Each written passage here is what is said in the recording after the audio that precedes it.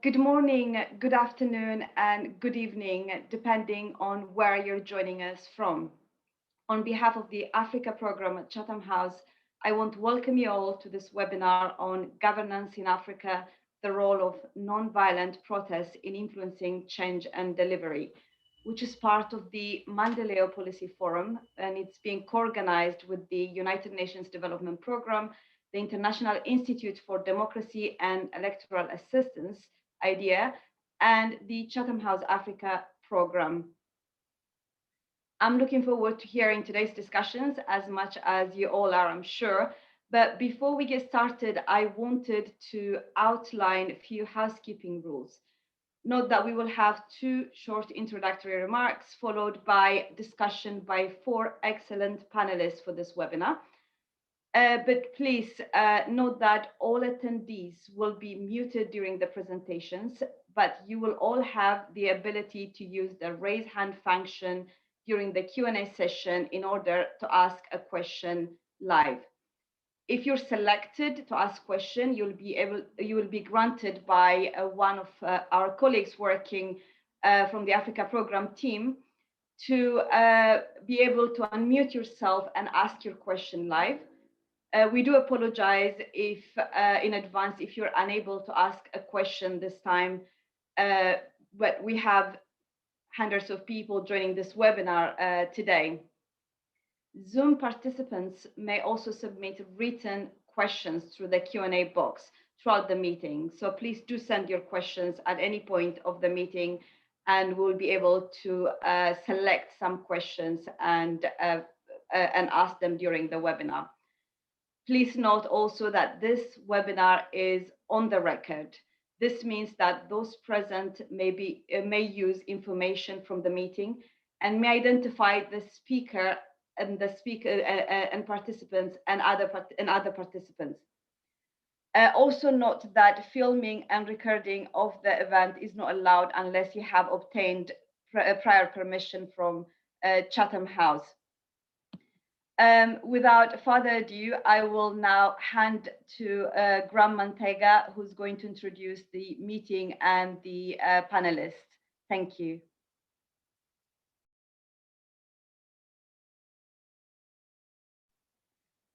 Please do unmute yourself, Graham. Thank you very much, Tikizi. On behalf of International IDEA, I want also to add a voice and express our gratitude to be part of this event as co-conveners. The COVID-19 pandemic has exposed and exacerbated the challenges of governance in many African countries, placing new demands on public service provision and highlighting expectations gaps between citizens and their governments. New modes of citizens' resistance and social resilience are emerging, including a growing trend of non-violent protests. Political transitions in Sudan, Algeria, Burkina Faso, and others have highlighted the role that non-violent protests can play in reshaping the social compact between state and citizens. Yet many social movements remain vulnerable to co-option by military and elite interests, particularly in the absence of effective coordination and mobilization mechanisms. At this virtual event, speakers will reflect on trends and patterns of non-violent protests across Africa. The place of citizens' resistance in governance paradigms and lessons in translating social movements into concrete change. This Maendeleo Policy Forum webinar is co-organized, as already been noted, with the United Nations Development Programme, UNDP, International IDEA, and the Chatham House Africa program. And to lead us into these discussions is a panel of eminent experts drawn from across the continent and beyond. So we have Aisha Yusuf, a Nigerian activist and co-convener of the Bring Back Our Girls movement. Professor Amir Chair Abdallah, Vice Rector, University for Peace, Costa Rica. Dr. Awino Okech, Center of Gender Studies at the University of London. Then finally, Mr. Brian Kagoro, a Pan-Africanist and a human rights lawyer and a development practitioner. I will read through their bios as we open up the session. Now I hand it over back to you, Amare, for the opening remarks.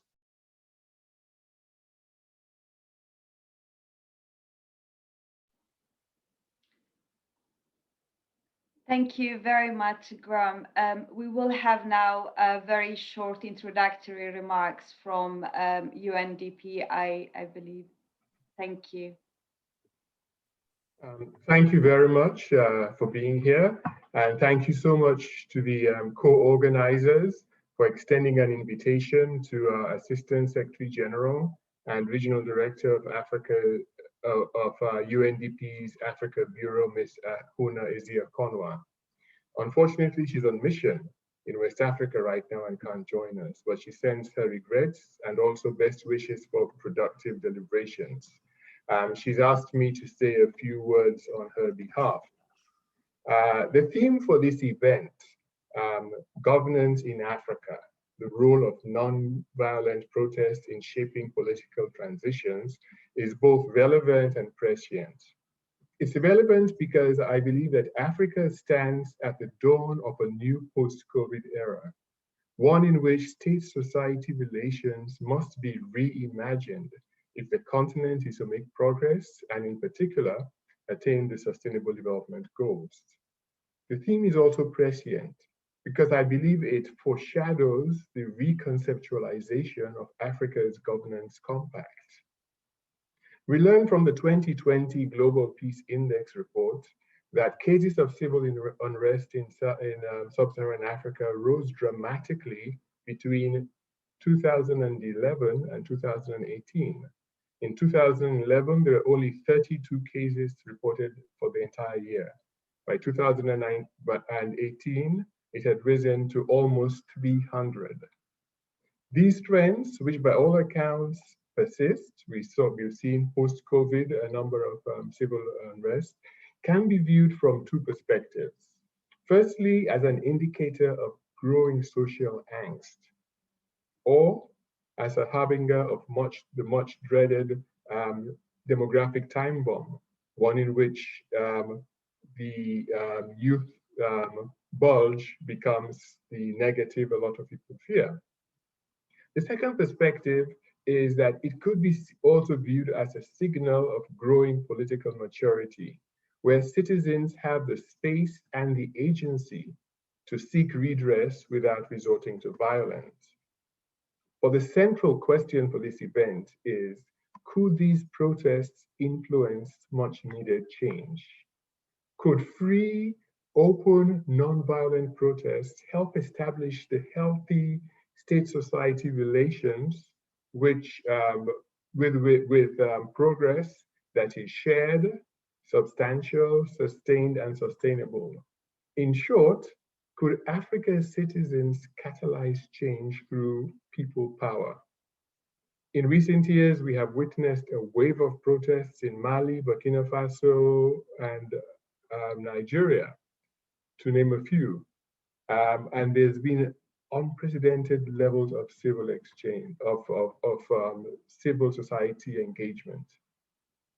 Recent research suggests that for these movements to actually bring about change, we need to move from emotion to hope, from getting the numbers on the streets to organization, from being angry to having an agenda. Those three transitions are necessary for this change to occur. We know a majority of these protests involve Africa's youth, the continent's great untapped resource. This is why at UNDP, we are learning to listen more and program differently when it comes to youth. Our Youth for Business, Innovation and Entrepreneurship Facility.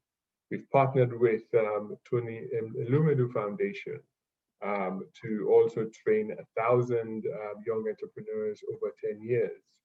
Our award-winning Youth Connect Africa initiative. All of these things point not just to the importance of programming with the youth, but ensuring that the hope, the agenda, and the agency I mentioned earlier are part of this construct. At the heart of these protests is a demand for better governance. This calls for an approach to governance that fosters accountability and integrity, but with compassion and competence. This growing space is something that we should value. So as we gather today for this Maendeleo Forum, there could be no better topic than how to get back to the raison d'etre of democracy, the citizen's voice.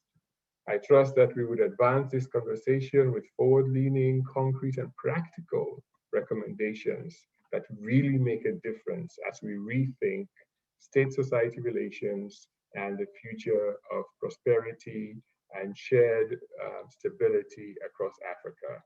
Thank you very much, and I look forward to listening to all that you have to contribute. Over to you, Tigis. Thank you very much, Raymond. And just to remind everyone, that was a message from Ahuna Eziakonwa, the Assistant Secretary General and Director of Regional Bureau for Africa at the United Nations Development Programme.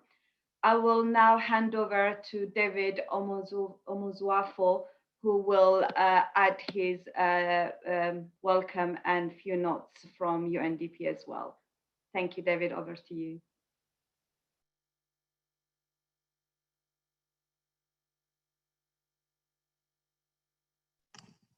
Hello.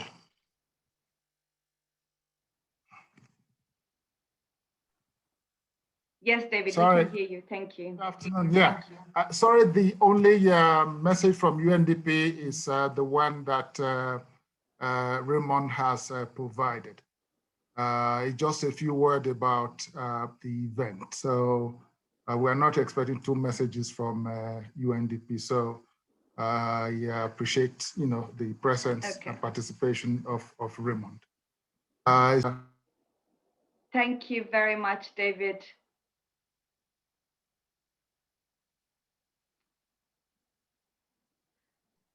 Thank you very much, David.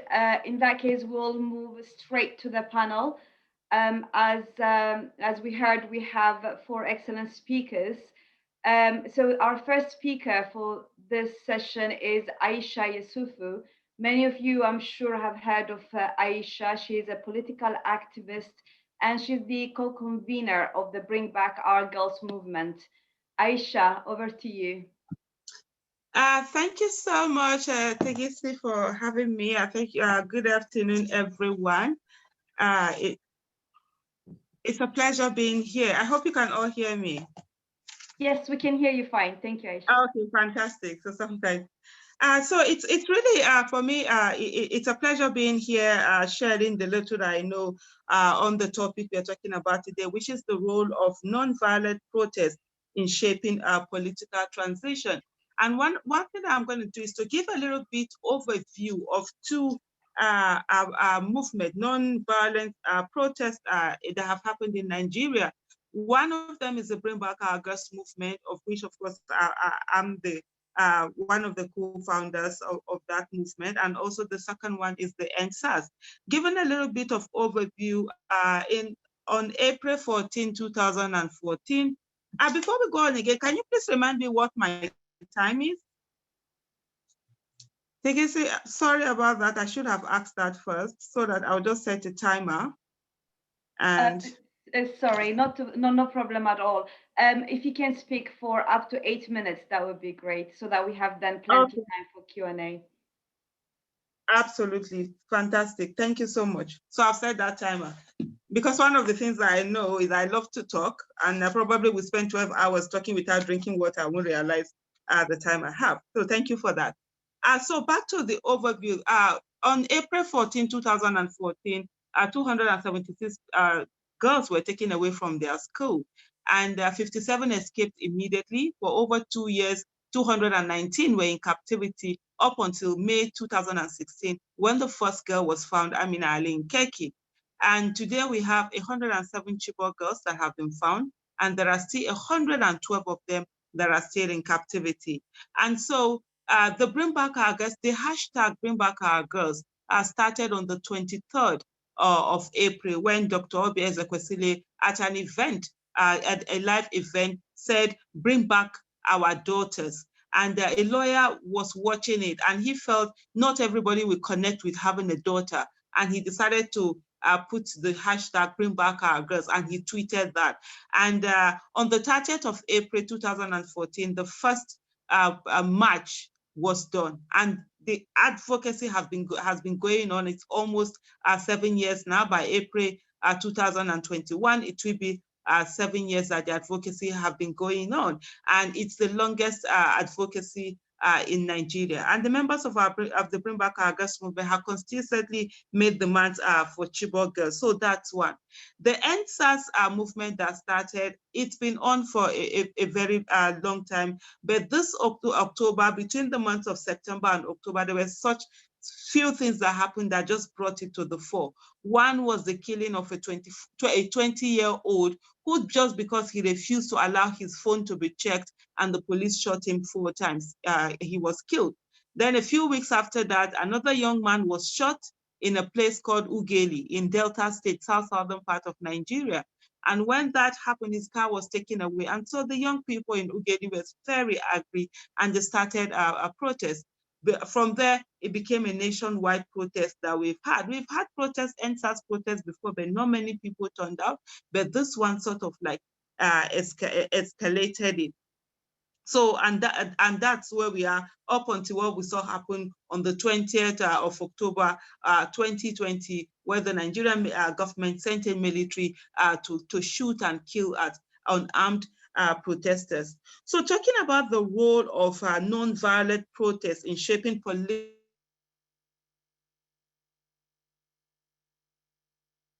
is to foster unity. That's number one. Foster unity, bring people together.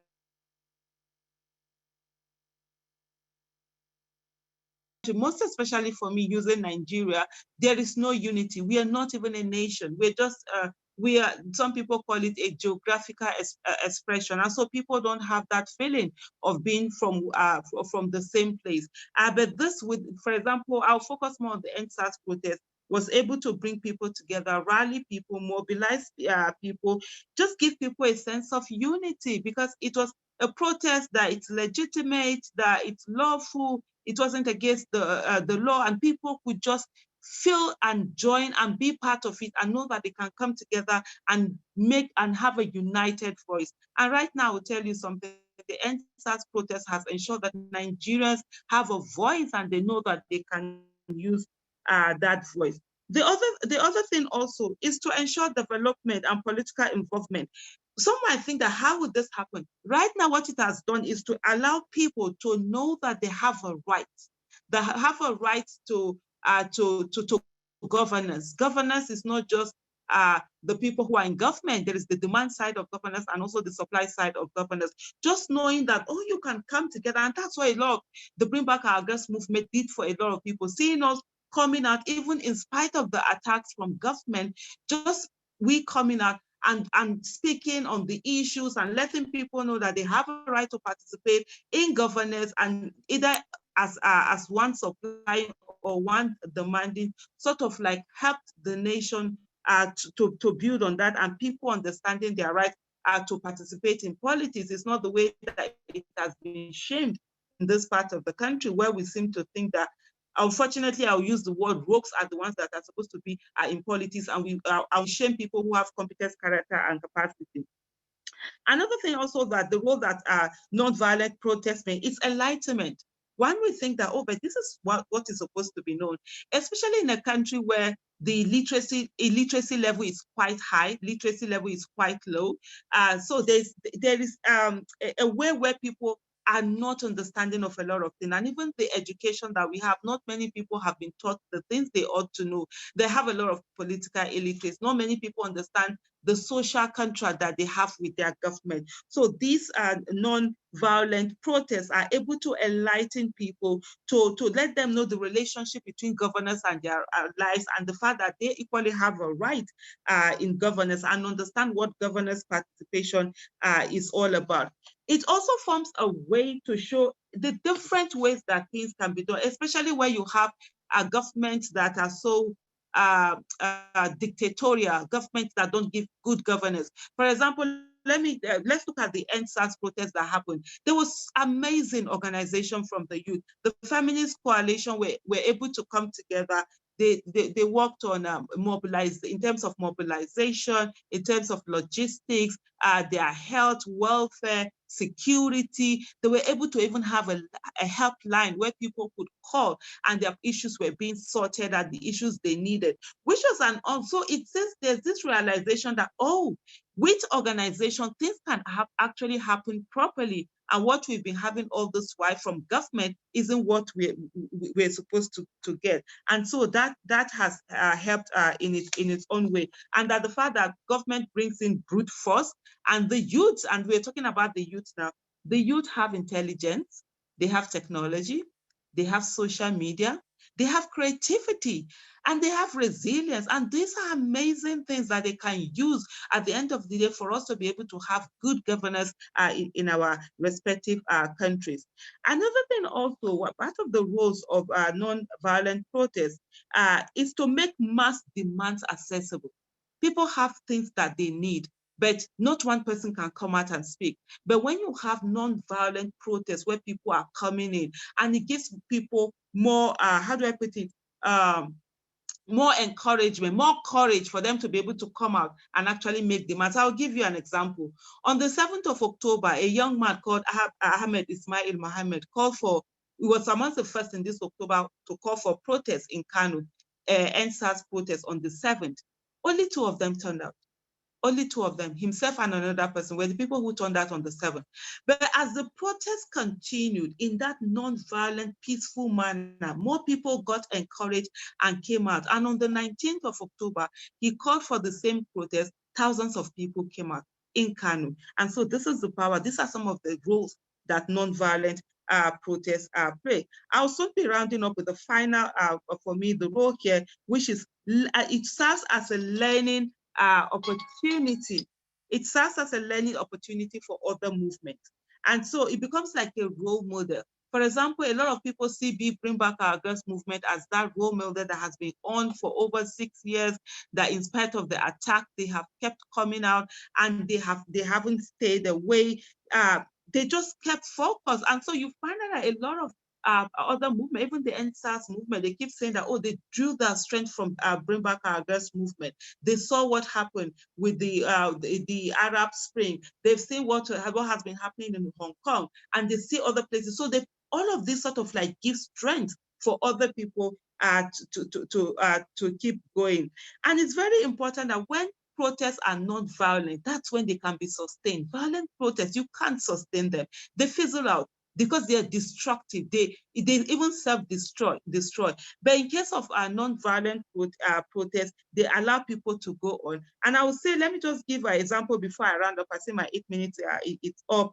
The Brembarka Girls movement in 2014 wanted to go and visit the president, and then they were stopped. We had a lot of people, we had the numbers, and there were quite a number of our members who felt that, oh, we should overpower the police and violently get there since we had the number. But our leader said, no, we have to do everything. And after that event, as a movement, we sat down and we developed our core values. And these core values, we call them humanity: hope, unity, motivation, affability, nationalism, integrity, transparency, empathy, equity, discipline, and sacrifice. And I tell you, there were quite a number of people who left the movement because of that. They said, oh, instead of us to take this by force, we're busy doing our core values. But today we are a movement that have been on for 6 years because we're non-violent, we're strategic, and we focus on our agenda, which was the release of our Chibok girls. And for us, it is the singularity of purpose. Thank you so much for having me. Thank you very much, Aisha. That was really great. And thank you for keeping to time. There was so much in there. Of course, your note on the importance of non-violent protest as a mean of making sure that people's voices can be heard, but also because it's the best way to sustain a movement and to continue on that endeavor. I will now invite our next speaker, Professor Amer Khairi Abdullah, who's joining us from Costa Rica. Professor Abdullah is Professor Emeritus and former Vice Rector at the University for Peace in Costa Rica. Over to you, Professor Abdullah. Thank you so much, Tigist, and good evening, good morning, good afternoon to everyone. I really appreciate that I come to speak after Aisha, and I will pick on her last two words she mentioned about the need to insist on strategic nonviolent approaches and to stay focused on your objective. And I think you, Aisha, eloquently explained how this focus is what's keeping you going for many years. At the same time, it is what is making other people who don't seem to be actually committed to that same level of nonviolence strategically to kind of fall apart and to feel like, no, this is not our way. And I would like to follow on what you said with a focus on the experiences of what you quickly mentioned about the Arab Spring and what we have seen in such experiences, mainly in North Africa, but with just a few examples from neighboring Middle Eastern countries. I appreciate also for the organizers the specific questions that they raised or posed for this forum. And I will try to address two questions. One is the disconnect between intent and outcome in citizen uprisings and social movements a cause for concern as we move into the fourth industrial revolution? And the second question is, has COVID-19 exposed the lapses in social movements and citizen uprisings? For the first question about the disconnect between intent and outcome in citizen uprising, I would say that my short answer is a mix of yes and no, but unfortunately with more of yes, that it did actually expose more disconnect between intent and outcome. In the North Africa experience, we have seen, referring to the fourth industrial revolution and the impact we are seeing on connectivity and the ability to relate to people at a wider scale using social media. For sure, social media played a key role in mobilization. This is a feature that probably was not available for previous movements in the 20th century, especially in the North Africa. But social media is really what triggered people to come out on the streets in Tunisia, in Egypt, and in many other places. And of course, the typical response we have seen by governments whenever they see that social media is used to bring people to the street was shut down the internet. We have seen this over and over again, everywhere. Maintaining nonviolence, and that's where, like similar to what Aisha said, was the key to the relative success we have seen of the movements, the political movements in Tunisia and in Sudan. Unlike what we saw in Egypt, to some extent, things kind of went in a different direction, and definitely Libya, there was what I call loss of direction of the nonviolent protests or movements in both countries, Egypt and Libya. In Egypt, I suggest, and also to a great extent in Libya, the competing ideologies and interests between social movements with religious undercurrents and social movements with liberal undercurrents created a lot of problem. I think the two groups have never really resolved their differences to a great extent. And they look at each other with suspicion. And even when they think that they can pragmatically come together during a nonviolent social protest or movement, like we saw in the Tahrir Square and other places, they quickly realize that their differences are so sharp, and they start to fall apart, and actually they self-defeat again, like Aisha mentioned. And then, of course, the government doesn't waste time to pick on this. And they start to spread the accusations of treason, that this is foreign interference, that those so-called liberals are serving foreign agenda. And as a result, they start to justify and legitimize a wide crackdown on civil liberties, throwing people in jail and using the media, of course, to demonize liberals and those who are talking about civil liberties as agents of the West, agents of foreign powers. And we know, of course, that especially in the African context, there is nothing worse than to accuse somebody of acting on behalf of a foreign power. Another a feature of the loss of direction, especially in Egypt and Libya, was the militant hijacking of nonviolent protests. And we saw that especially in Libya. And of course, we saw it in neighboring Syria.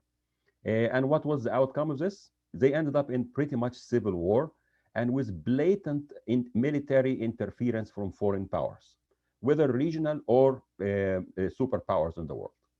And as a result, as we have seen in some instances, there was a military takeover as well. However, it is framed as a democratic process or so, but still it is a military takeover.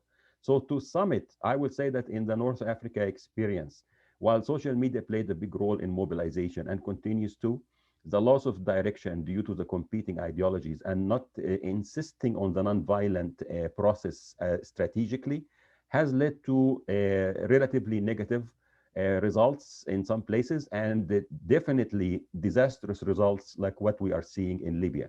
And for me, I would say that the recommendations I suggest for nonviolent political movements in response to this first question will be that they need to develop narratives and approaches that ensure their ability to continue on the nonviolent path no matter what. Again, this is why, again, Aisha, what you said was great. And we know that those who studied nonviolence and have been working on it, it is a strategic choice. There's no peace, a road to peace. Peace is the road, is a big motto that we use. And I think the success of nonviolent movements that persisted in nonviolence is something that has been well documented historically. And there's no choice other than that for now. I suggest also for nonviolent political movements to better coordinate with other movements committed to nonviolence, even when their ideologies vary. Dialogue, this should be part of the process, is to have an ongoing dialogue with different movements that are committed to nonviolence, even when they are different from you, whether they are religious or traditional or whatever background they bring. However, at the same time, it is important to distance themselves from other political movements that tend towards resorting to violence. The ones who kind of say, yes, we want to be nonviolent, but if not getting our way, we can carry the gun and go and shoot. We have seen the failure of this, especially with the intifadas of Palestine. When they started to resort to violence, actually they lost the sympathy and support that they were getting from all over the world. So there are many lessons learned to be from other places. I suggest also for nonviolent political movements in Africa to better assess and manage relations with global institutions working on democratization and civic engagement. Somehow, governments in our part of the world are very effective in throwing claims of treason and that you're working for foreign entities. And they start to demonize many of those organizations that work globally.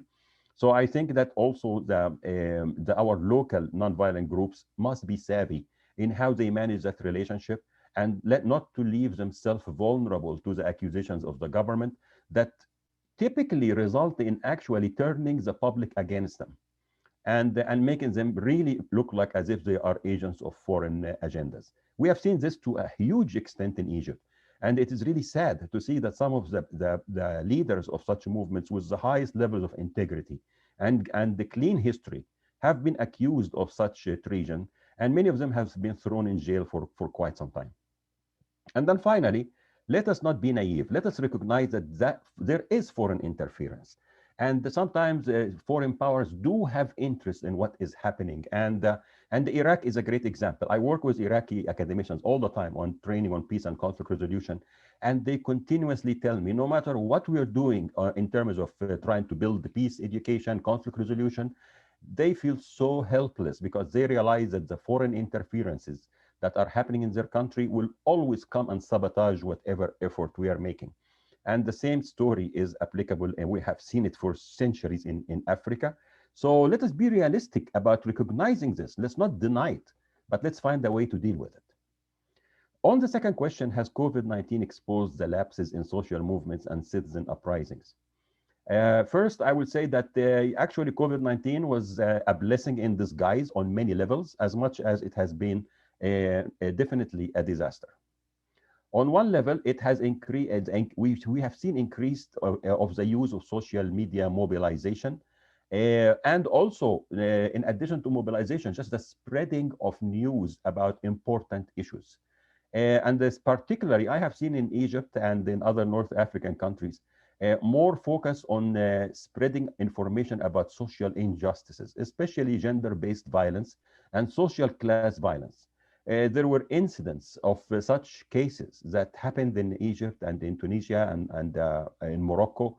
And we have seen that how social media exposed some of those severe cases of gender-based violence, and that really brought a lot of support publicly. And for some reason, I guess the government doesn't feel as threatened by such social issues. So the judiciary typically responded well, and they brought people to justice. I believe that this brings a hope for nonviolent movements to realize that there is a window has been opened with how to use social media in order to raise awareness about certain issues and to get some governmental institutions to act properly, especially on issues that more people can mobilize around and support. Maybe this can be a training ground for social movements to know how to use such a venue of social media in order to raise awareness and hopefully achieve some success. Eventually, this can be developed into more of the political agenda. In addition, and with COVID-19, I think that we have also seen that the government is aware of the effectiveness of social media, and there is an increased monitoring and crackdown on political activists. Sadly, I have seen people I know very well in Egypt and in close by countries who definitely are about nonviolence, but they tended to use social media to raise awareness about some political issues. And unfortunately, there are those what they call committees, monitoring committees that are watching everyone and what they say. And many of them have been now put in prison or have been harassed. And so again, being aware of security measures and how to protect yourself during this time is critical. However, the effectiveness of use of social media under COVID-19 is something to consider as a good tool. Finally, I will say that by the way, even though my university is in Costa Rica, but I live in the United States, and I have been here for 34 years in the US. And of course, all of you are aware of what we have been dealing with in the US when it comes to issues of race, violence, and all the protests that we have seen in the last few months because of the violence against people of color. I think the social movement and this was happening under COVID time, and how to manage all the requirements of social distancing and wearing masks, yet you still want to go and socially protest, has been quite a challenge. And but a lot of lessons learned we can collect from what we see in the U.S. experience now. It's almost like the time of the 60s when the civil liberty movements in the U.S. and Martin Luther King. I think those movements inspired many of us, and we learned so many lessons. I think it's time to learn again from what we are seeing from our brothers and sisters in the US and how they are addressing issues of injustice and how they are using social media, how they are coping with COVID-19, and at the same time going out on the streets and protesting against the injustices and violence. At the same time, we also see how the government here is reacting to those movements and how the other side of the people who are actually against such movements are also reacting. And I think what we are seeing with the US elections right now and the dilemma that we are facing at the moment is a good also example to watch carefully in order to understand how can we develop better approaches for coping with COVID-19 while not losing sight of the strategic nonviolent approaches. Thank you so much.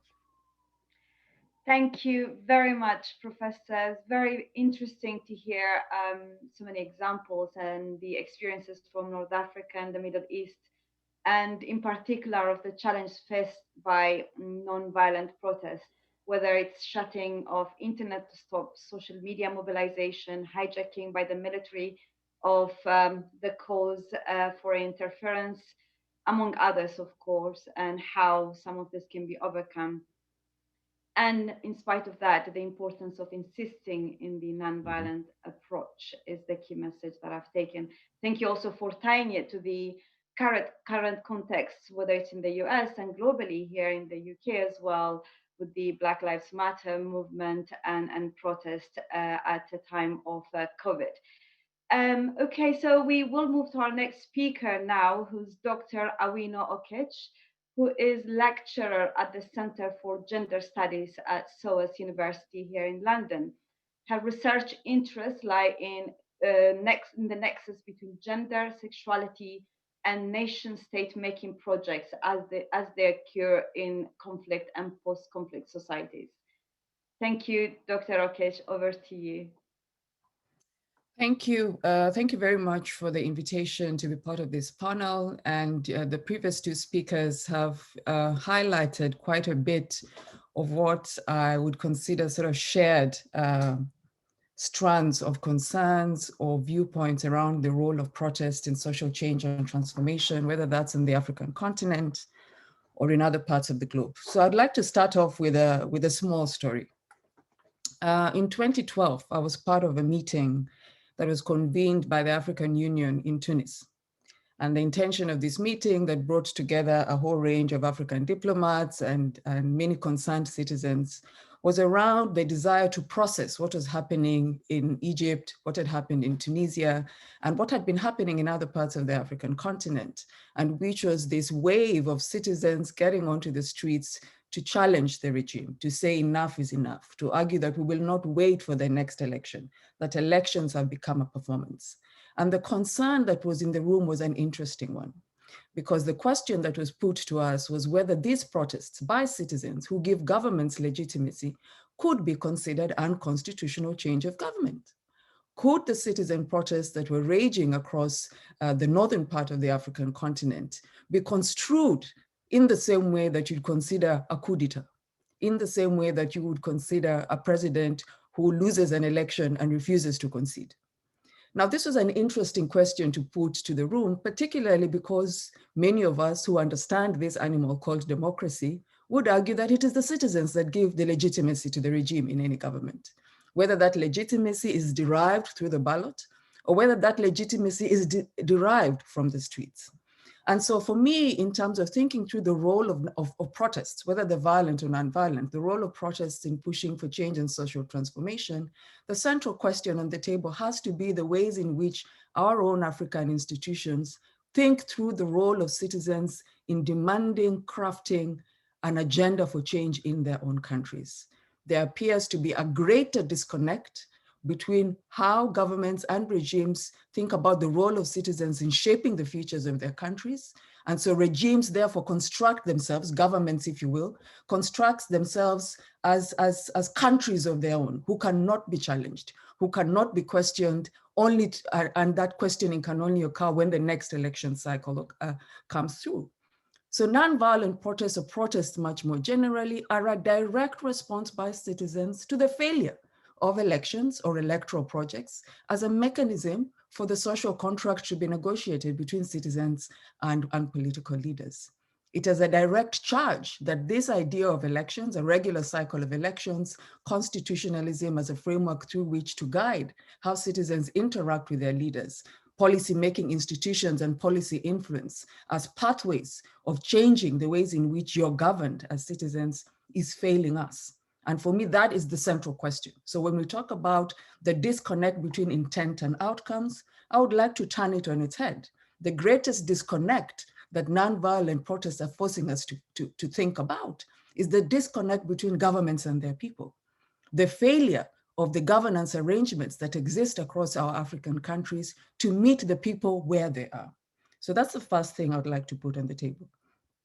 The second thing that sort of manifests in this disconnect, and I continue with turning the question on the head, is the role of African institutions and regional economic blocs to meeting citizens where they are. So let's look at the recent EndSARS protests, or the ongoing EndSARS protests in Nigeria.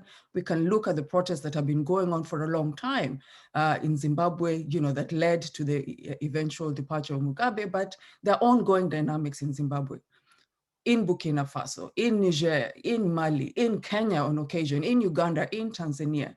Let's look at the range of demands that have been put by citizens, whether it's around police brutality, whether it's around the conduct of elections, whether it's around the ways in which governments are responding to COVID-19. Now, what is evident in citizens speaking back to regimes around the securitization and the violence they're encountering, what we instead receive is a stark silence from the regional institutions and the African Union as well, in terms of holding governments accountable to their commitments to great ideals around democracy, freedom of speech, freedom of association, and the broad rights agenda that very many instruments within the African Union and regional economic blocs are couched in. And so that's the second point that I would like to put on the table. Where are regional economic blocs and African institutions, the African Union in particular, when citizens are saying we are tired? When citizens are saying that there are great inequalities that are happening in our country, and here is the evidence of that inequality. Look at how this election is being run. Look at how the regime is responding to us when we are saying we are tired of being killed by a police force that is arguably supposed to be protecting us. And that silence is deafening. And there's a question here that needs to be put on the table in terms of whether the intents of those institutions are actually meeting the outcomes that they've set for themselves, which is to build a more democratic, freer space for African citizens, and that the role of these institutions is to engender that process within member states.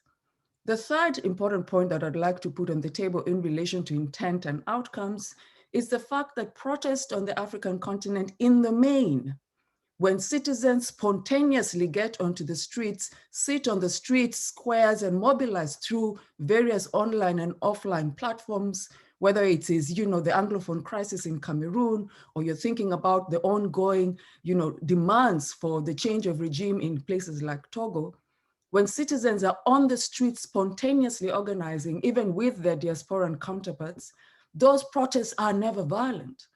Those protests become violent because of state responses. So the idea that there's a distinction here to be made between nonviolent and violent protests assumes that more often than not, protests are violent, and that what we need to do is try and encourage people to engage in nonviolent protests. No, most citizen-led protests across the African continent are nonviolent. They become violent when the police are sent onto the streets. They become violent when the paramilitary and military units are sent onto the streets to attack the citizens that they're supposed to be protecting and fighting for their rights. So again, in relation to intent and outcome, if the regimes are interested in paying attention to what their citizens are saying, why turn the protest into a violent encounter that results in loss of life, that results in increasing the amount of trauma that both the citizens and the sort of memory of the country is going to hold in a long term, rather than providing avenues for effective dialogue to deal with the problems and to deal with the questions that citizens are raising. The fourth point that I would like to raise, and this is something that Prof already picked up, is the need for us to really center the role of geopolitical dynamics in terms of impacting the efficacy of nonviolent protests, the efficacy of protests generally in change and transformation. And there are two sub-points that I'd like to make here. The first is that whenever I think of success in relation to protest movements, I have a much more, I have a much more generous interpretation of what success means. And that generous interpretation is out of a deep understanding and realization that processes of change and transformation take time. That one or two steps get us to a particular place which we may not have been in 5 or 2 months before. So the toppling of Mubarak is success. The removal of Bashir is success. The chasing out of Compaoré from Burkina Faso is success. Now, the next set of things that ensure that the deep state that has supported those regimes do not continue to hold onto the rails of power is the next layer of work. Now, I think there's often a deep misconception around trying to collapse the spontaneous organizing that is happening by citizens on the streets with the idea that this represents an organized force that is doing the boiler room work to engage the systems and the structures towards a broader agenda of change. And I think that collapsing of what citizens are doing on the streets to a much more organized force that might be happening through formal non-governmental organizations, policymakers, thinkers and strategists who might be positioned in different spaces and that might be thinking much more carefully about if these forces, if this energy on the streets allows for the regime to be held captive enough for it to move out, what then are the next set of agenda items that we need to be putting on the table? Now, Sudan, for me, offers a perfect example, a perfect illustration of where you see what I might want to call a multi-sectoral engagement of thinking about the bodies on the street towards an agenda for change, because you saw organizing across various forms of union formations that was very separate and connected to ordinary citizens sitting on the streets to say enough is enough.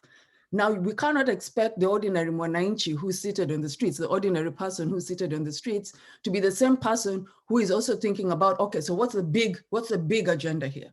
Their response, their motivation from being there, for being on the streets is more often than not derived or driven by the bread and butter concerns that they're having at that particular moment.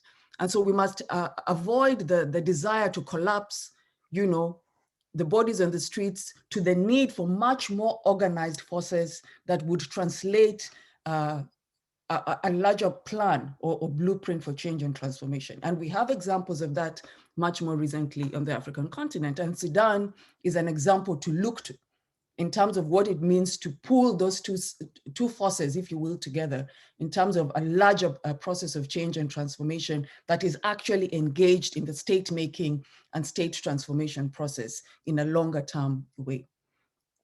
The second point that I would like to make, therefore, that goes back to this idea of geopolitical interference is the fact that we also consistently see, now if we move away from trying to collapse this notion of citizens on the streets to change and transformation, is that if we do not have people who are doing that boiler room work, if we do not have people who are invested in thinking about what the next transition regime would look like, what are the next steps that we need to take once we remove a winner from office, then the likelihood of other powers or other interested forces coming in to shape those demands is higher.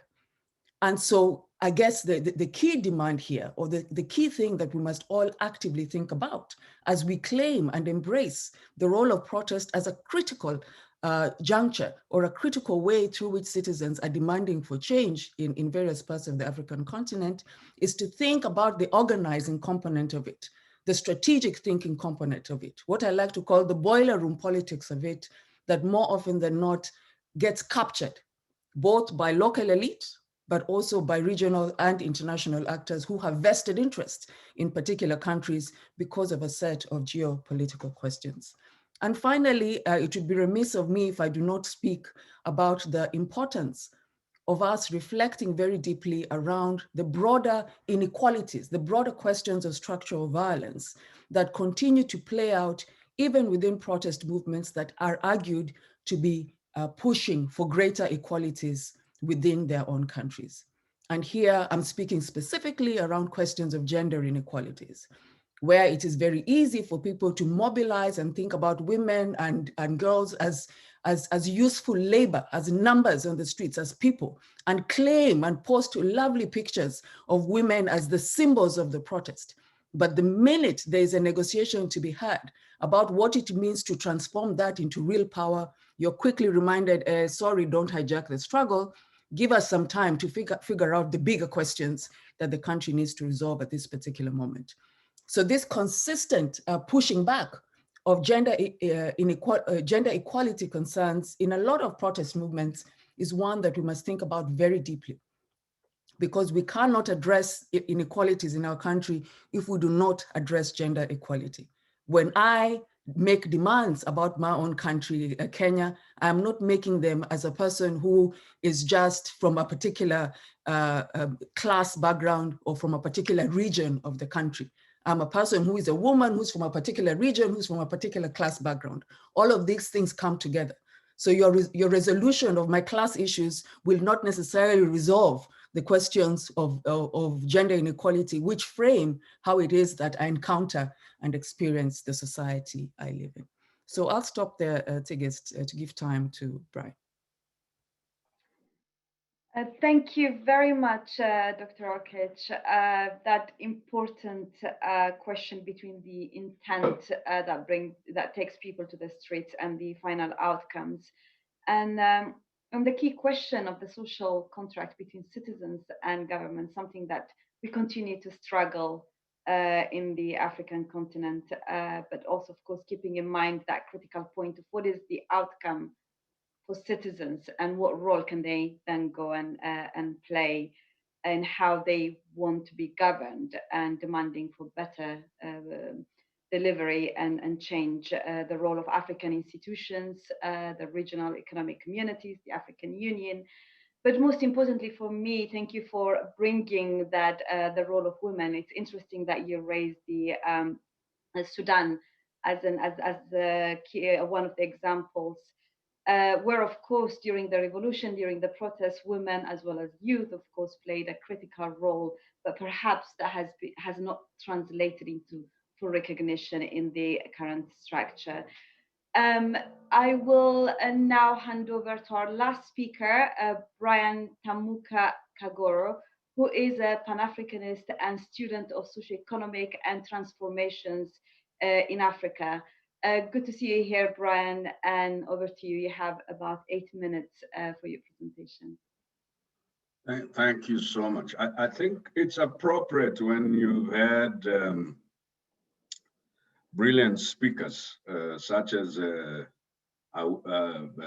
Prof. Wino and the other Prof. and Aisha, to simply say amen, and we move into the discussions, because there will be very little to add. But because David and the colleagues at UNDP and our colleagues at Chatham House might be upset, let me say some things and hopefully complement the observations made by the first three speakers. The first one is to ask ourselves whether we are now suffering from paralysis by analysis or misanalysis. So generally, when the media and folk reflect on protests, there is a problem first of periodization. So whilst everybody refers to Tunis, the first protest in that season actually started in Maputo in September of 2010.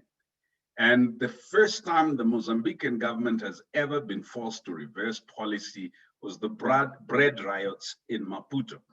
They closed the airspace, and Mozambique has had insurgency and never closed the airspace. So it's useful to see from Maputo via Tunisia, Burkina Faso to Sudan, and now Mali,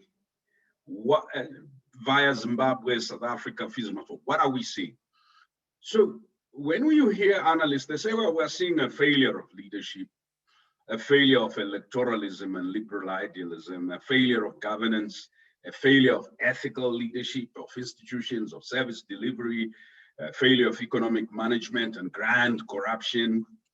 But what is really going on? And there is something implied in what the first three speakers have said that's important. Number one, we are seeing globally militarized and financialized globalization, and a new power within that militarized and financialized globalization of the chief executives of monopolies and oligopolies, and new forms of relationship between them and states in the developed world, and think tanks, and them and states in the developing world, especially in Africa. So people have talked about surveillance capitalism dominated by this monopolies. But what we are seeing is the failure of economic structural transformation and the need to rethink economic structural and the African development trajectory. So unless the masses of the world resist the current trajectory of global economic development, they will be enslaved or dispossessed. So if you look at why Abdul Aziz protested, what it is that made the Sudanese protest, cooking oil and food, they may have referenced that immediate bread and butter issue, but it speaks to a much more fundamental issue: dispossession and alienation from politics, from the economy, from society of the global poor. So that the current balance of power in the global economic system will always mass produce poverty, no matter how ethical or accountable our regimes are. And it is important for us to underscore this, because for Africans and Afro-descendants globally, and I know we reference Black Lives Matter, we, so-called darker-skinned people, are living on the margins of humanity. We are actually, technically speaking, outside the global economy. We are what Frantz Fanon characterized as the wretched of the earth. So that our political elite and economic elite in Africa is merely, strictly speaking, a client class that serves mostly as model mercenaries and model missionaries of this failed development approach. So what we need to be rethinking is, yes, the economic development model, but we also need to be rethinking the African state and its role in the governance of development. We're seeing globally that neoliberalism is in crisis, right? So where we are now, globalization has enabled imperialism, historical and current, racialism, oppression, and institutionalized oppression to thrive alongside economic and political liberalization. This idea that you disembowel the poor, take away their land and natural resources, take away their fisheries, if they are pastoralists, take away their sources of livelihood, consume so unsustainably such that you cause climate change, and then give them the right to protest. And this is the crisis we find ourselves in, of linking the protest on our streets and the larger structural question. So since 2011, what we've witnessed are episodic mass uprising by African youth, and some of these are the triumph. Some people thought, oh, this is the triumph of the oppressed, where the sacrifices, their sacrifices will result in the overhaul of the system. But it hasn't overhauled the trajectory of neoliberalism. So despite the euphoria that has attended many of these insurrections by African young people since 2010, there are no real examples where the sacrifices have resulted in a complete overhaul of the economic or political system in favor of African youth or the African poor. So in fact, what has happened since 2010, and actually since the global economic crisis, is the increased slumization, pauperization, and lumpenization of African youth. So, and this worsening has led to the popular uprisings, but what has also happened, authoritarianism has come back on steroids with the third term, capture of elections, and so on and so forth. So in the same moment of promise of global protest, we're seeing the growth of authoritarianism and pauperization and lumpenization of young people. However, one thing that we can't deny is young people, especially in Africa, have become a decisive force, right? And they cannot be, it cannot be concealed any longer that they are asserting agency across the length and breadth of this continent and globally. Black Lives Matter, Rhodes must fall, fees must fall, Zimbabwean lives matter, and SARS, and etc. But imagine from the slums and the villages and the townships and the suburbs of Africa, the specter of youth-led revolutions now haunts the streets, it haunts the parliaments, it haunts the boardrooms and the cabinet meetings across Africa. This phenomenon is reconfiguring the thinking of African political elites they are investing more in surveillance technology and in riot combating technology, not in institutional reform methodologies. So how then do we move from street power, that we have often said is youth power, and could this street power and youth power, as I have said, be a symbol of a clash of paradigms of development, a confrontation between the masses of the African people and new versions of imperialism, neocolonialism, exploitation, and aggression that we are seeing with the new scramble for Africa, where the states no longer serve any interest of the citizens. So it is not just a failure of ethics and leadership, it's a failure of structure. So in Africa, the so-called youth question has become more or less a polite conversation about the trajectory of development and economic policy in Africa. For almost 2 decades now, since the advent of multi-partyism, conversations about economic alternatives have been tabooed. For the last 30 years, abnormal efforts have been made into whitewashing and obscuring the negative impacts of neoliberalism and how to achieve economic and political self-determination in Africa based on the right to development. What these young people are doing in protesting shortage of power and so on and so forth, they are critiquing a much bigger global phenomenon. So, Madam Chair, the question that should be asked is, does any of this result in a modern version of the idea of democratic national revolution? Or is it merely demographic descent? Will any of this result in the self-emancipation by youth, informal settlers, workers, and the unemployed and peasants and pastoralists? What sort of organization, consciousness, continuity, and transformative capacities and competences are needed to turn the demographic discontent into a transformation or into a national or regional democratization process? The paradox we've had, Madam Chair, over the last 20 to 30 years is that social transformation paradox that we faced. We had transformation first that was led by students and intellectuals, the universities, demonstrations against military rule, and so on and so on. So the so-called radical intelligentsia.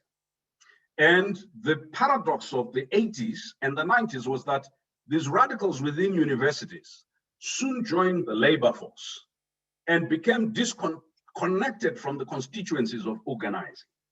Some joined the NGO sector, became professionalized and bureaucratized, and therefore de-radicalized. They moved from being revolutionaries into resolutionaries who were chasing AU resolutions and so on and so forth and so on. Then, of course, we have seen a development which is recent, which is the radical clerics and politicized armies from Egypt, Sudan, but some of this politicization has not been linked to any clear consciousness around the long-term social transformation question and the political education and the social and political organizing that's required. So the radical or outraged and lumpenized youth that have joined this protest, led this process, are making sense because of the lack of organization in African political parties, African academic or intellectual parties, African institutions such as NGOs, churches, and so on and so forth. So if there is a discohesion in the traditional social basis, we need to be asking ourselves, as I prepare myself to land, the following question. Clearly, what the first three speakers demonstrated were 5 disconnects. A generational disconnect, right? A visionary and aspirational, one could argue, a class and gender disconnect. Number 3, an ideological and epistemic disconnect about how you do economic development. The idea that youth entrepreneurship will redeem African youth, over 600 million of them, from their current structural mess is a mere myth. Without the sort of economic structural transformation that takes us back to care economies and an egalitarian economic system that includes and promotes and enhances local economic development and ownership, we are paddling in the same muddy waters, and no matter how many regimes we change, these protests will continue. But we're seeing an ethical disconnect, a world driven by celebrity, by the notion of development as things, versus a world where youth, women, peasants, the informal traders see their humanity treated as second class to the humanity of the elite. But from the youth organizing angle, we're seeing a technological disconnect between a generation of elites with power, with no technological competence, and youth with technological competence who are technically and social media savvy with no power. This disconnect from the modern instruments of transformation and the traditional power in Africa is key. So let me wrap up by saying we're seeing a schizophrenia in thinking about protest, whether this is about a return to normalcy, whether this is about, and why is that important? Because there is a class struggle going on and a generational struggle, a gender struggle, and that the collapse of employment, of formal employment, unemployment, underemployment, poverty, inequality, and devastation of infrastructure is what is causing the protest. So whether they describe it as cooking oil, it is their dehumanization. My last point is that the drivers of... We're really running out of time. I want to take some questions. So yeah, no, just my last point. The drivers of transformation. Sudan shows us that there is a need to link different generations of organizing and consciousness. The workers who became invisibilized in the African revolution and transformation and liberal democracy paradigm, the students, the women who were doing empowerment projects, the informal traders who are doing transnational types of organizing and collection. If we don't link these, what we are seeing will not be any different from the 1944 labor strike in Nigeria. It'll take us another 20 years before democratization happens. And that's what we must harvest. Thank you very much, Brian. Thank you for helping us frame this discussion so well within the global economic and political context and trends, of course, and as well as the economic structures within which current protests are occurring. And despite, of course, the triggers being very localized, citizens' experience of exclusion, whether political or economic. So we don't have a lot of time left. We have 15 minutes for good round. Hopefully, we'll take a couple of rounds of questions. So just to remind everyone, if you do want to have to ask a question, please do use the raise hand function. If you do prefer to ask your question in French, we have interpreters, so please do feel free to do so as well. I will take the first question from Mr. Cherub, who's raising his hand. So please do ask your question. Thank you, Tegesti. My question would go to Brian Kagoro.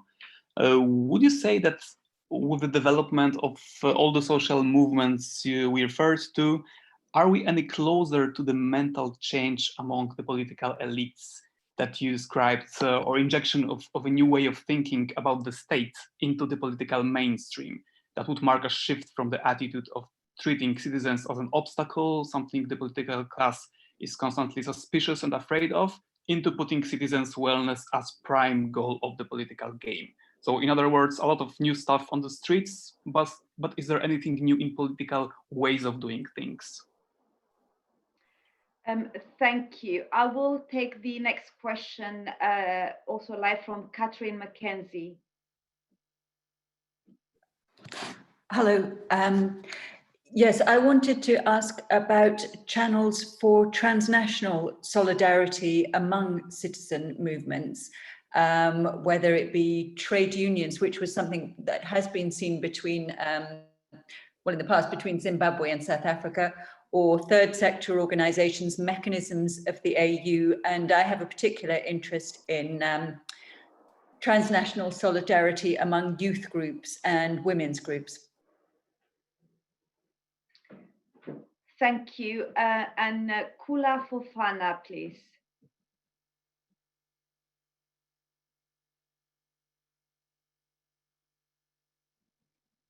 Kula, are you able to unmute yourself and ask the question?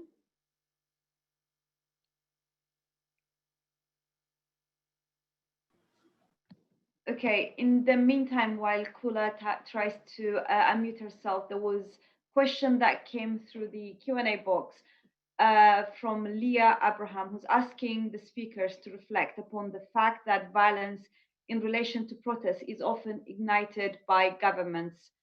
This is what we saw with peaceful protests to end SARS in Nigeria and protests in Zimbabwe. What we see with the women's strike in Poland, the BLM protests in the US, and also saw in part with the Arab Spring protests. How are non-violent political movements supposed to respond to state violence, especially when state violence often means the stifling of opposition and or death harm to activists? So I think, yeah, we can start perhaps with Aisha. Do you want to take any of these questions? Yes, thank you so much. I think I'll take the last question you did give on the issue of reflecting on violence being caused by government.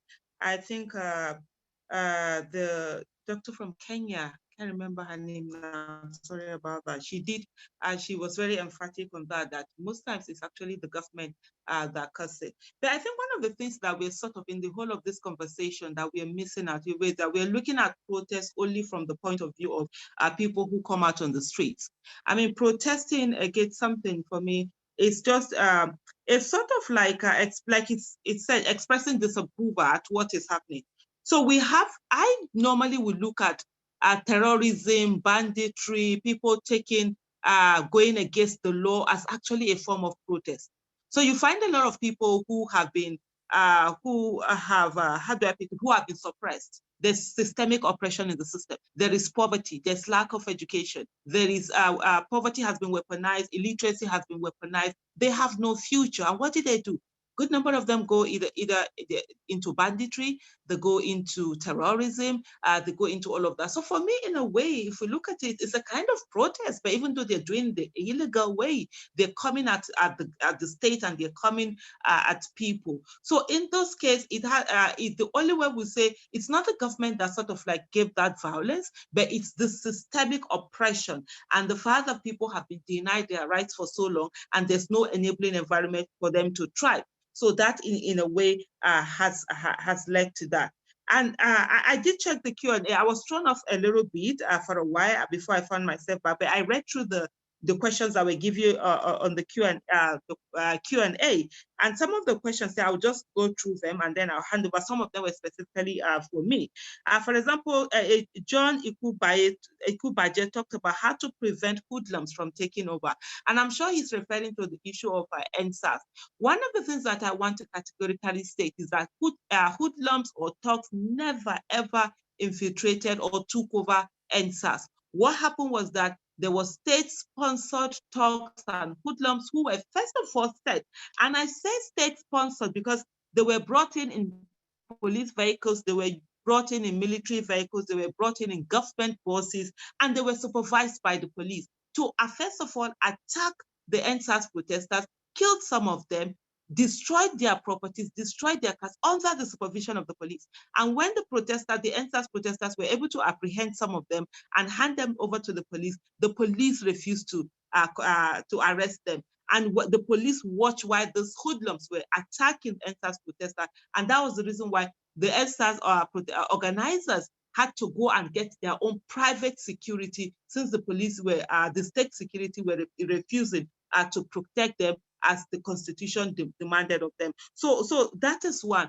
And so most of what we now have was that the thugs or whatever, they turned on the state and then they started burning things. And one of the things that happened in case of Lagos was the fact that On the 20th, after the event of the 20th of October, when the military had shot at protesters, on the 21st, I think it was at Orile, some of these police still continued with their brutality, and they killed some members of a kind of some hoodlums, and then they came after them and burnt their police station, and then all that destruction started. So it had nothing to do with NSAS protesters. So in terms of so looking at, after having said that, preventing hoodlums from taking over anything is for there to be focus, for there to be strategy, for the organizers to know what they want, and for there to be core values. And that's why I said in Brembarka August movement, we developed our core values. And we always let people know you don't deviate for that, and focusing on the issue at hand and having that sort of like blind focus, whether it's singularity of purpose or whatever, just focusing on the purpose for which the movement was started and going on with that. That would help from anyone trying, not just hoodlums or anyone trying to hijack or turn over a movement, whether make it political in any way. That is one. I have another question also. Aisha, okay. If we can do a second round, I know that Professor Abdullah has to leave quite soon. So if you wanted to add final words or take any of the questions, Professor Abdullah.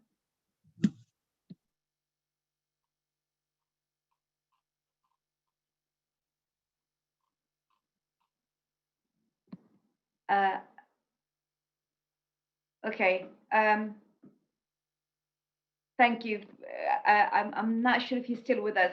So sorry, I will go to Brian. There was a specific question for you, Brian. Are you able to answer that? And we'll come to some of the other questions for you, Aisha, afterwards. Well, look, there's no shift in the thinking amongst African political elites, because there's nothing significant that has happened to shift the motivations of those who wield power, whether they are bureaucratic, military, economic, or political elites. This is a network of either co-creators or co-conspirators. And that shift will only happen when young people and old people and Africans begin to target the international enablers, as well as the raiders that Awino and others spoke about, the external, the geopolitical and geoeconomic interests. It is General Tofu of the Chinese army who said, if you want to shoot a rider on a horse, shoot the horse. And the SPCA people must not get upset. I don't advocate shooting horses. But what he meant is the political elites are only in power because they are serving and guaranteeing certain interests. Deal with those interests and the motivation will change. As long as we are dealing with the local managers of global interests, power is not threatened. The same political elites will be recycled and returned. So this is why it is important to globalize and internationalize our struggle without losing its local social basis and roots. Thank you, Brian. So, if I just may add to that, even though the question was not directed at me, I think one of the things that as feminists we know very well is that power is never given to you. So I think to expect that local elites are going to all of a sudden get the point and cede power would be a misreading of how power circulates, works, and consistently is about entrenching itself. So really the task is about unseating these actors rather than hoping that they will see the light. This is where I come from. Thank you very much for that. Aisha, like I'm gonna go through all the speakers very quickly. We don't have a lot of time. We have 5 minutes left. So please do address the final question that you wanted to address, and then I'll come to all the speakers, to both you, Dr. Okic and Brian, for quick final comments. Thank you. Okay, thank you so much. So I'll quickly address this last two questions. One of them was on the feminist coalition, and there's a question on why did they on the 22nd of October stop fundraising effort? The feminist coalition they were amazing, and they, for me personally, I said they are instrumental to how successful the NSAS protest was. On the 20th of October, we saw the dastardly act that happened.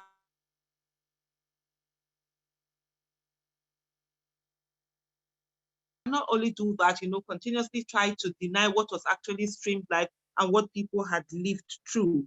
And so for them, they just felt that they needed to go back to the drawing table and strategize and see what they were going to do. And they stopped that. It was quite brutal. And most especially with the father, these are youth who were organizing this, and most of them did not pay attention to the brutality of the Nigerian government and what government can do. So that sort of like came to them as a shock. And I remember meeting the NSAS organizers in Abuja on that morning of that day. And part of the things I said to them was that, think of the most evil thing that can happen and know that this government would do it. And unfortunately, later that night, that happened. So it's a bit of a shocker for them.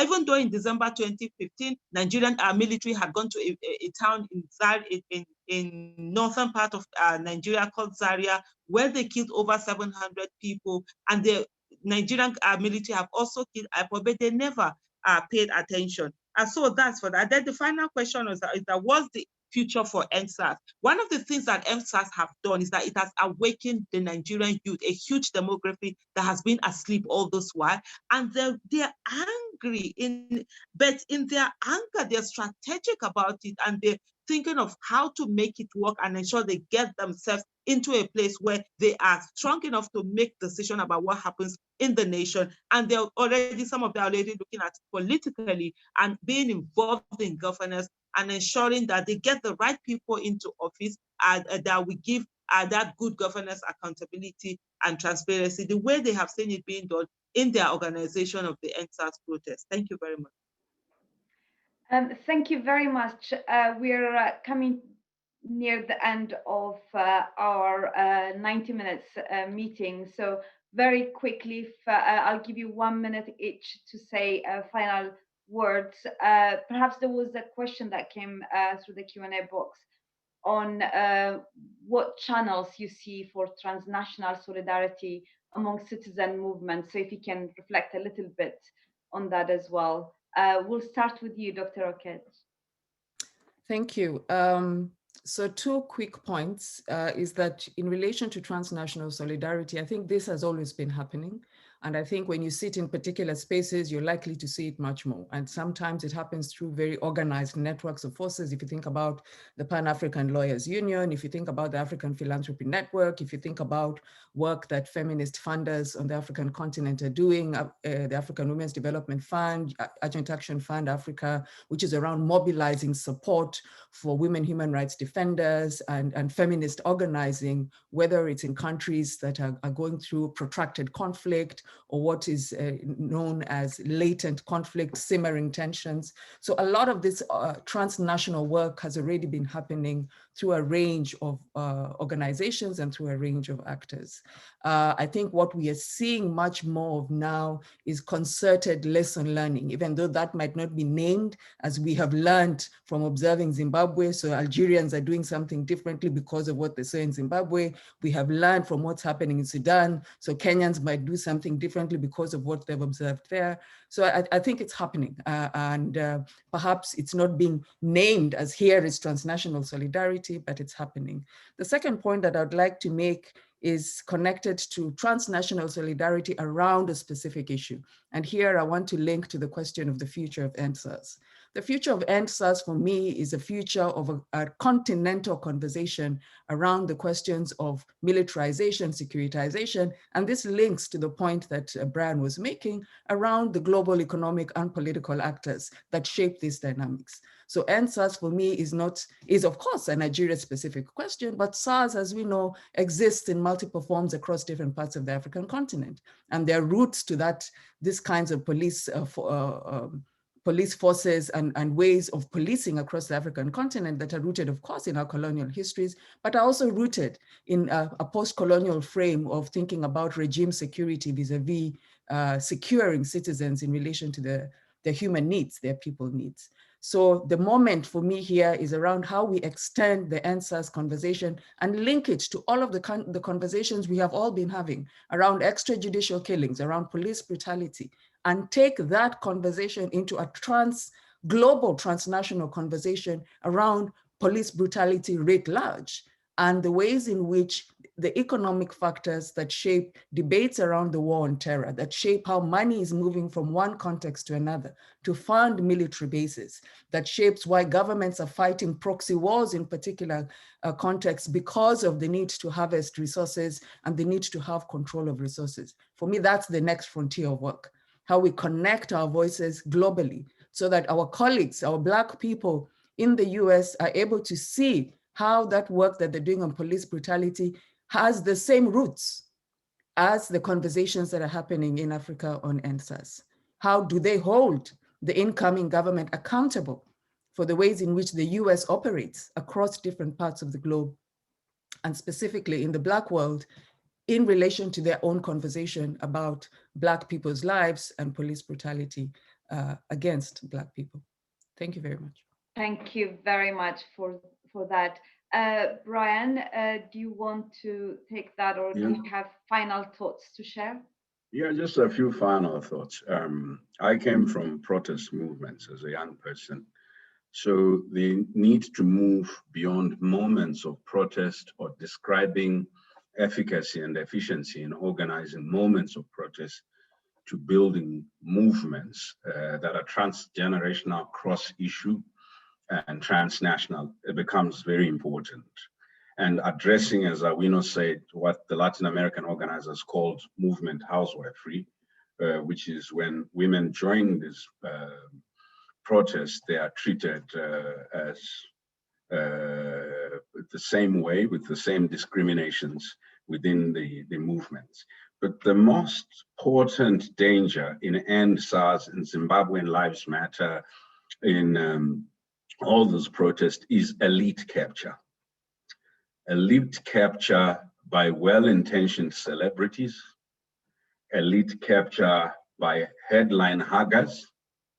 So this thing that ordinary people at Lekki end up suffering between NGO movements that want to support them and media that wants to fetishize them. That elite capture kills the politics.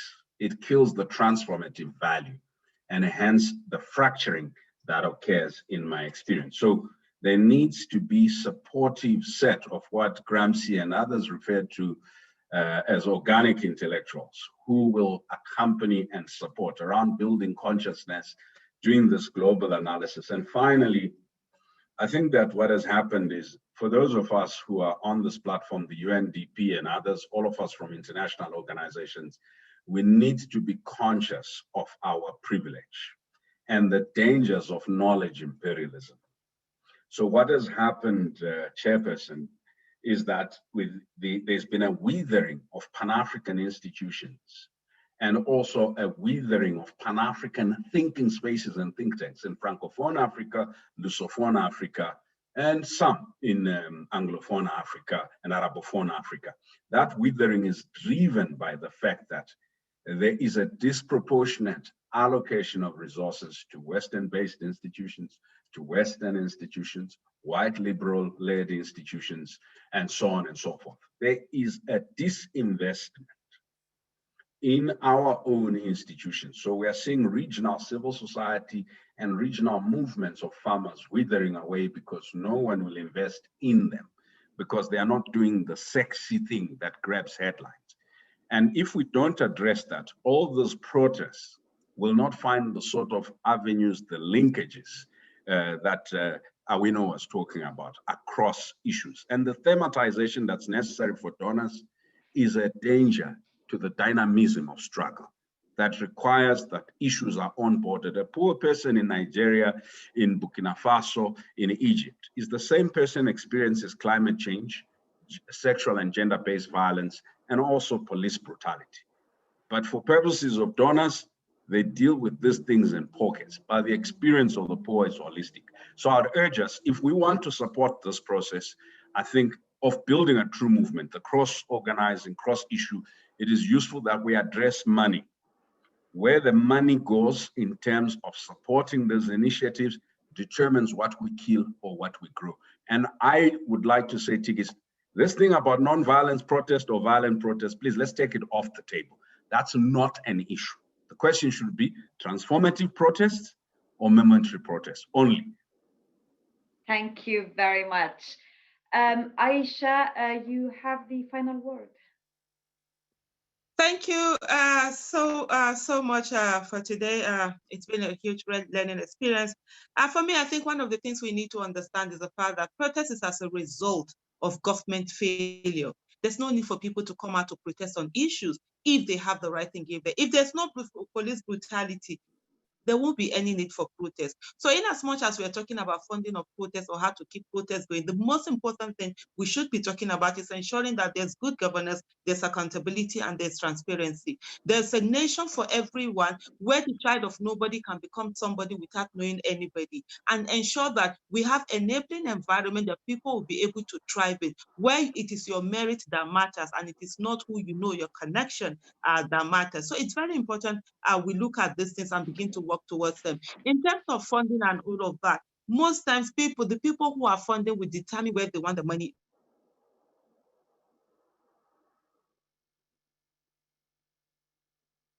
To understand that there are quite a number of protests that really can't be done, even without the money, but people bringing their time, their empathy on the table to say they want to do this, they want to take ownership of it. At the Brembarka Girls movement, we decided we're going to be self-funded right from day one, and we refused to collect funds from anybody. So nobody had any right to dictate to us when we come out and where we did come out. We did it ourselves. And most of the things that we needed, we didn't have to pay for them because it's something that resonated with everybody. People felt the impact of girls being taken away who had gone to school. So I think instead of waiting for this protest that will keep going on, unending protests, where we think, how do we make it better? The most important thing is to focus on governance. And we will only get that when we have democracy, the right kind of democracy. Democracy without education is a disaster. We must ensure that education, which has deliberately been undermined by the people who are in power to perpetuate themselves in power, we must come to the fact of allowing good quality education. Unfortunately, in Nigeria today, access to good quality education is dependent on the economic status of one's family, and that should be a crime, because every child should have access to good quality primary and secondary school education. Every child should have the opportunity. Education is the easiest way to break the shackles of poverty. Education is the leveler where the child of a poor person and the child of a wealthy person will come together, meet in a classroom, and be able to have a future and be able to grow and thrive, and it will be based on one's merit. So I think in as much as we're looking at protests, yes, protest is a good thing to do whenever there is injustice, whenever the things are not working right, but then it is more important for us to ensure that we don't go there. And finally, I would just like to say something I always like to say everywhere, that Black lives will not matter until Africa begin to take its place economically to matter. It is never about the color, it's about the economic power. Most times when you're poor, you're faceless, nameless, and voiceless, and that's what is happening. And we should stop thinking of donors or donation coming in. We should be putting ourselves and using our resources judiciously so that we'll take our place in the world. Thank you so much for having us today. Thank you very much, Aisha. Thank you everyone for joining us for this very important discussion. It's definitely not the last one we're having. We hope to continue organizing more of this. More generally, we will be very happy to see you all again.